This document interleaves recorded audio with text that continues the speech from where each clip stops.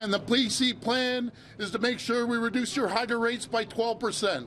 We reduce your income tax by 20%, and everyone drives and you go to the pumps and you see the prices of gas right now. We're going to reduce gas prices by 10 cents a litre. It really is a big decision that people have to make, and our plan is one that is focused on families and making life better. Mr. Ford's plan is one that makes the rich even richer, will cut our public services and cause families to struggle even more. I'm not comfortable with giving Doug Ford or Andrea Horwath a blank check to run this province.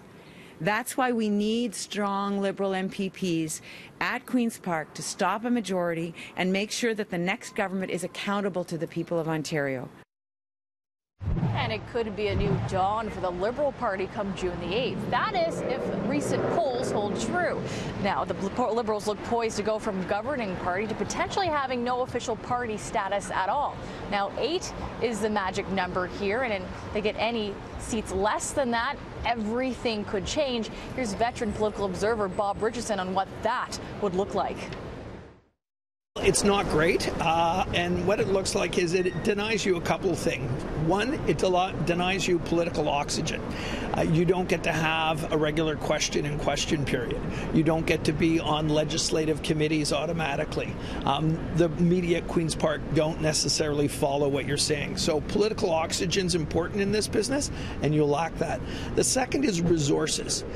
If you have 8 members or above, you get money for research, you get money for stakeholder outreach, and you have a caucus service bureau. If you don't get 8 members, you don't get that. So that's a really important piece of the puzzle. As Bob alluded to, losing official party status could mean major financial troubles for the Liberals. They're the ones that announced a new annual subsidy to the parties in 2016, worth $2.71 per vote that they received in the last election. Now, the annual amount each party receives will change in 2019 based on the results of tomorrow's vote. And if they receive 20% of the vote, as pollsters predict, their funding would be cut in half to $2.5 million from about $5 million annually. If the Conservatives win, they're saying they're going to get rid of the subsidy of funding per vote, and that could mean if the Liberals got around 20% of the vote, that could mean as much as $2.5–3 million a year that they wouldn't get, and I think they're banking on that, so it would put them in precarious financial situations.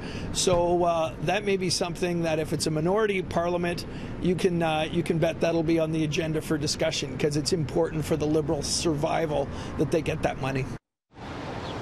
And of course, the Ontario Liberals wouldn't be the first to go from governing party to no official party status whatsoever. It happened in the 1993 federal election when the Progressive and Conservatives went to just 2 seats with Kim Campbell. And of course, it took them 13 years to rebuild under the reins of Stephen Harper.